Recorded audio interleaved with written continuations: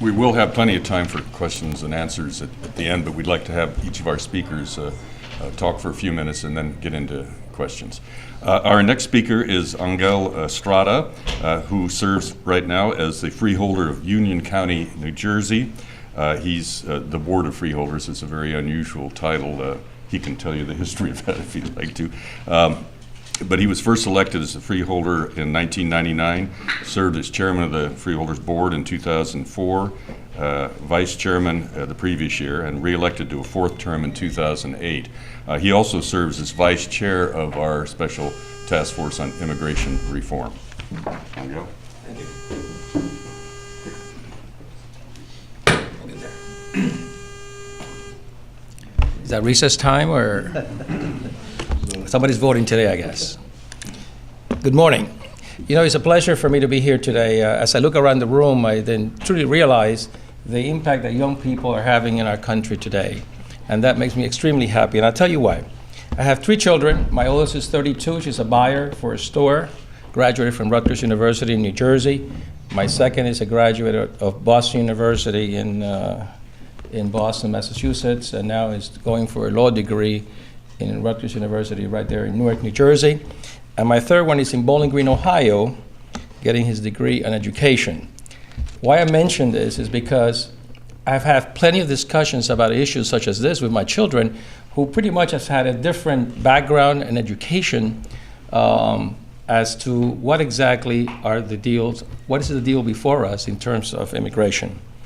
As an immigrant myself who was born in Cuba, and emigrated to the United States back in the 60s, I recognize from a different perspective the importance of making one whole family the fiber of this country that's so critical.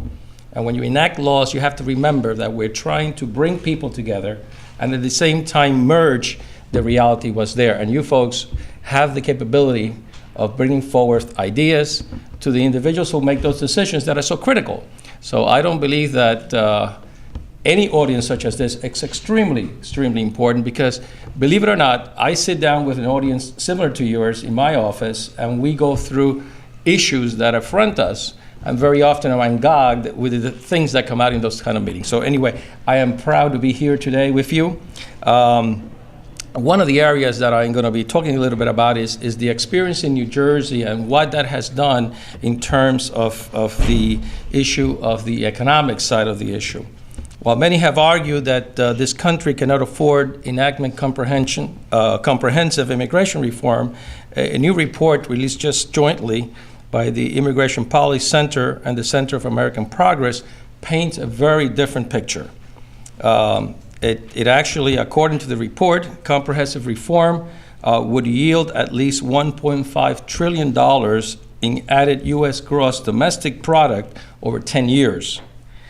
It would also boost wages for native-born and newly legalized immigrant workers alike. Now, it's interesting because in today's world, there are many players that have now joined the issue of immigration as unions have finally realized the importance of ensuring that workers get representation, as well as issues such as churches and religious groups that have also, not that they have finally realized, but they knew that all along, but they're now becoming a very, what I consider a high voice in terms of what needs to take place. According to the U.S. Census Bureau, immigrants comprise 25.3% of the state's workforce. That's New Jersey I'm talking about. That was based on the information in 2007. That's about 1.4 million workers.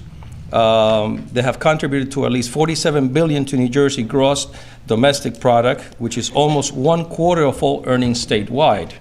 So in our state, the reality is that immigrants play a very key role in terms of not only our social fiber, but also our economical standing. And that's very important. As elected officials, you know, it's important because I know that all of you, even though you're not elected officials, but you are, in essence, impacted by the reality of politics. And nowhere different than Washington, the people realize that it is important to understand the ramifications when it comes to families and the reality that many of the family members of individuals who may be at the time unauthorized in this country are U.S. citizens, have the capability of voting and making decisions in their local community as well as national politics. Let's see. More than 40% of the state scientists and engineers with advanced degree were foreign-born in 2006. Immigration in New Jersey raised the wage of native-born workers without a high school diploma by about 3% between the years of 1990 and 2000. Our state workforce includes 425,000 unauthorized immigrants. Now, I call it unauthorized. Some people call it undocumented. Some people call it illegal. So we just put another word out there, unauthorized.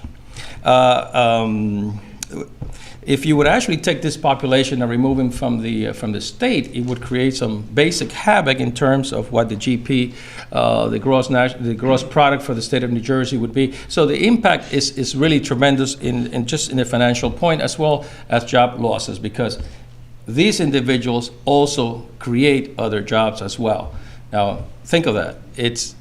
When you're here, you hold a job, but in the essence, you're creating other jobs in the same situation. That's something to really understand.